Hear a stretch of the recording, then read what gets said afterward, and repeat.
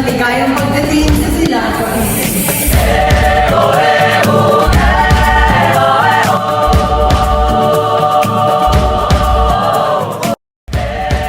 Calm weather and a lovely setting? O hindi nyo kaya, no? Kaya naman marami pa tayong dapat malaman sa bayan ng Silang. At simulan natin ito sa ekonomikong aspeto ng Perlas ng Silang. Mayamang kasaysayan ng Silang, maging ang agrikultura ay talaga nga namang katampok-tampok. Iba't ibang uri ng halaman at mga bulaklak.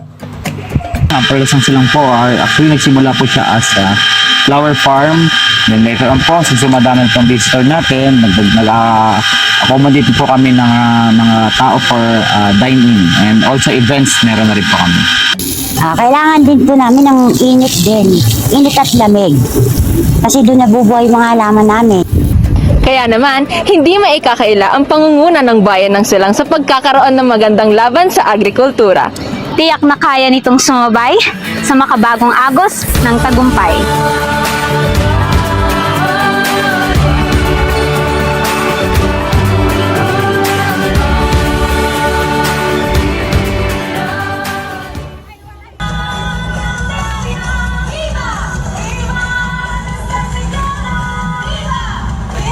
Alamin naman natin ang isa sa mga tradisyon ng Silang Cavite, ang Sumilang Festival. Ang Sumilang Festival ay isang tradisyon na ginaganap dito sa Silang Cavite. Ginugunita ang Sumilang Festival tuwing ika-20 ng Enero hanggang ika-8 ng Pebrero. At tuwing Sumilang Festival, maraming ganap ang nangyayari, katulad ng mga paligsahan na Little Miss Silang at Mr. and Miss Silang Fitness Competition. May mga pagtatanghal din ng iba't ibang kasuotan at pagsasagawa ng fiesta ball o sayawan at may pagmarcha din nito ng mga tumutugtog na banda. Tunay ngang masaya ang paggunita ng mga taga-Silang tuwing Sumilang Festival. Pero ano nga ba ang istorya sa likod ng Sumilang Festival at bakit ito ginugunita?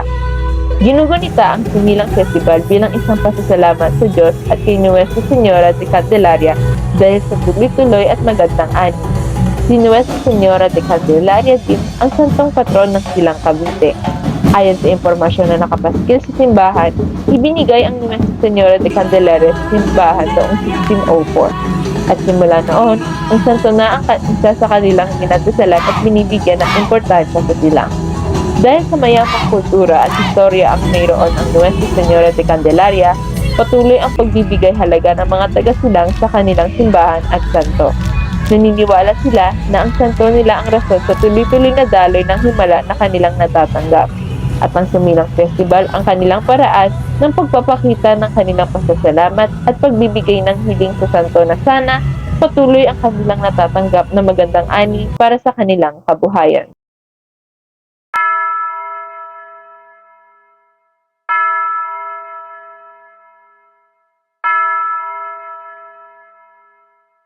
Ang Nuestra Señora de Candelaria o mas kilala bilang simbahan ng Silang ay ang pinakamatandang batong simbahan sa probinsya ng Cavite. Isa ang simbahan ng Silang sa isa sa mga kaunting natitirang simbahang na itatag noong panahon ng pananakop ng mga Espanyol. Ang Candelaria, dinadayo talaga rito ng dahil yan minsan mapag-Himalayan ang Candelaria.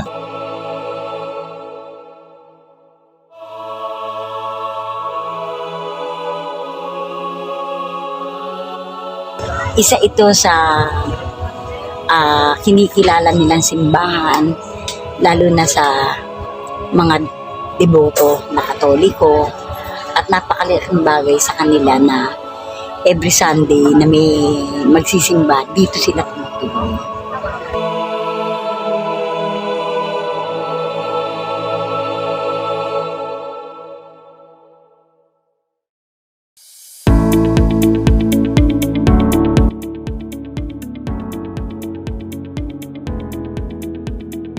Hanggang sa muli! Paalam!